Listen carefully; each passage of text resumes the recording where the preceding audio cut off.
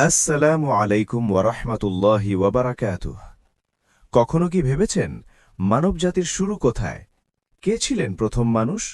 কিভাবে শুরু হলো পৃথিবীর ইতিহাস? এক নিস্তব্ধ মহাবিশ্ব। ফেরেশতারা আল্লাহর ইবাদতে মগ্ন।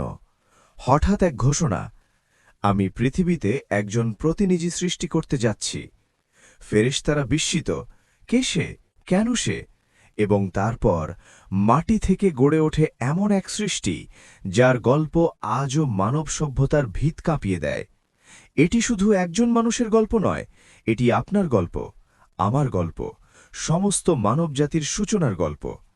আজকের এই আলোচনায় আমরা কোরআন ও হাদিসের আলোকে এই প্রশ্নের গভীরে যাব।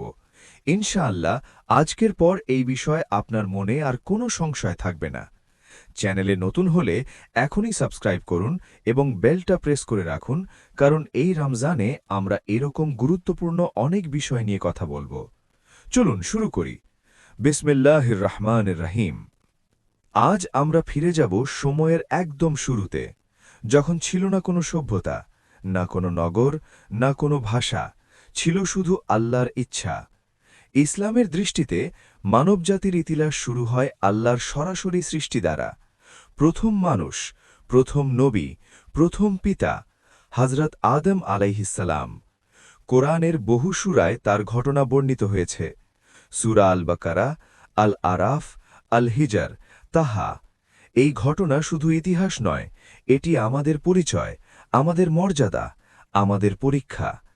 আজ আমরা জানব কেন তাকে সৃষ্টি করা হলো, কিভাবে ইবলিস শয়তান হল, জান্নাতের নিষিদ্ধ গাছের রহস্য কি, এবং তৌবার দরজা কিভাবে মানবজাতির জন্য খুলে গেল।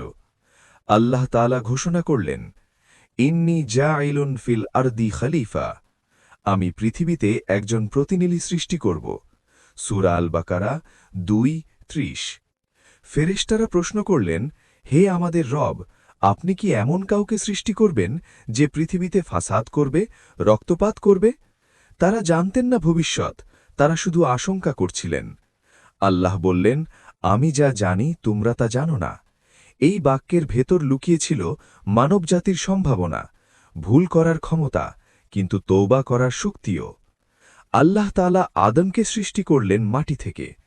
কোরআন বলে তিনি সৃষ্টি হলেন বিভিন্ন ধরনের মাটি থেকে, কালো, লাল, নরম, কঠিন।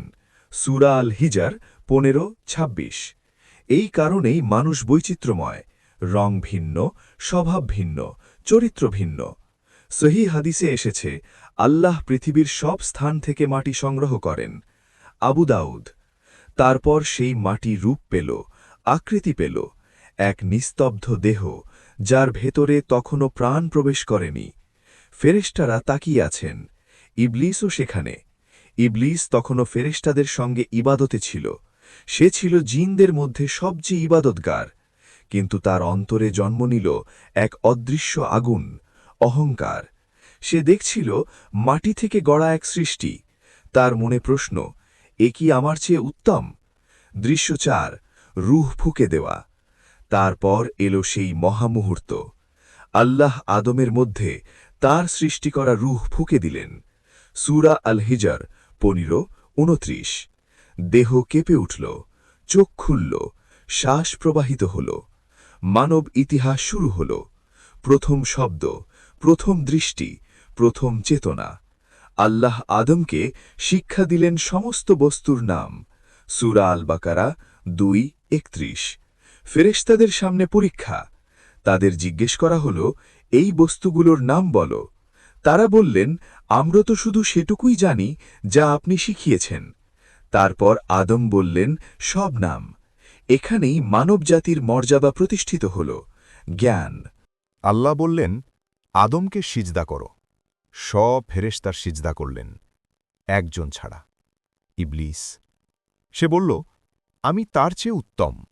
আপনি আমাকে সৃষ্টি করেছেন আগুন থেকে, আর তাকে মাটি থেকে। সূরা আল আরাফ 7:12। অহংকার, প্রথম পাপ।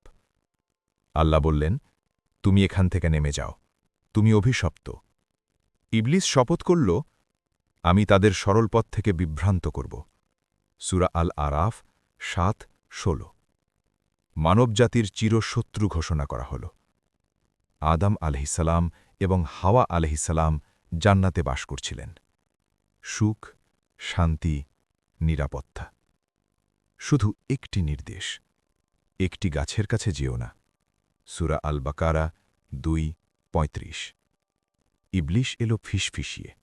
সে বলল, আমি কি তোমাদের এমন একটি গাছের কথা বলবো যা অমরত্ব দেবে?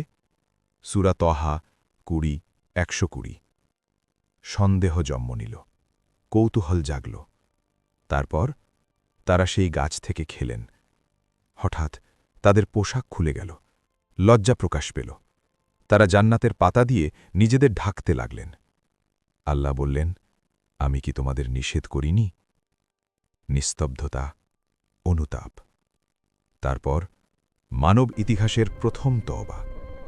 হে আমাদের রব, আমরা নিজেদের ওপর জুলম করেছি। আপনি যদি ক্ষমা না করেন, আমরা অবশ্যই ক্ষতিগ্রস্তদের অন্তর্ভুক্ত হব। সূরা আল আরাফ 7:23। এটি ছিল মানবজাতির মুক্তির মুহূর্ত। আল্লাহ তওবা কবুল করলেন। সূরা আল বাকারা 2:37। তারপর আদেশ এলো, তোমরা পৃথিবীতে নেমে যাও। এটি ছিল শাস্তি নয়, এটি ছিল মিশন। পৃথিবী হল পরীক্ষা কেন্দ্র, জান্নাত হল চূড়ান্ত গন্তব্য। আদম আলহিসাল্লাম পৃথিবীতে প্রথম নবী হিসেবে জীবন শুরু করলেন। তিনি তার সন্তানদের তাওহীদের শিক্ষা দিলেন, ইবাদতের শিক্ষা দিলেন। তার সন্তানদের মধ্যে প্রথম হত্যাকাণ্ড ঘটে, কাবিল ও হাবিলের ঘটনা। সূরা আল মাইদা 5:27-31। মানবজাতির প্রথম রক্তপাত। ফেরেশতাদের আশঙ্কা যেন বাস্তব হল, কিন্তু একই সঙ্গে তওবার পথও রয়ে গেল। একদিন আদম আলহিসাল্লাম বুঝলেন তার দায়িত্ব পূর্ণ হয়েছে। হাদিসে এসেছে তিনি 960 বছর জীবিত ছিলেন। তাবারি। তিনি তার সন্তানদের এক আল্লাহ ইবাদতের উপদেশ দিলেন। তারপর মানবজাতির প্রথম পিতা পৃথিবী ছেড়ে চলে গেলেন, কিন্তু তার শিক্ষা রয়ে গেল। এই গল্প শুধু অতীত নয়, এটি আমাদের পরিচয়। আমরা মাটি থেকে, কিন্তু আমাদের মধ্যে রূহ আছে। আমরা ভুল করি, কিন্তু আমরা তওবা করতে পারি।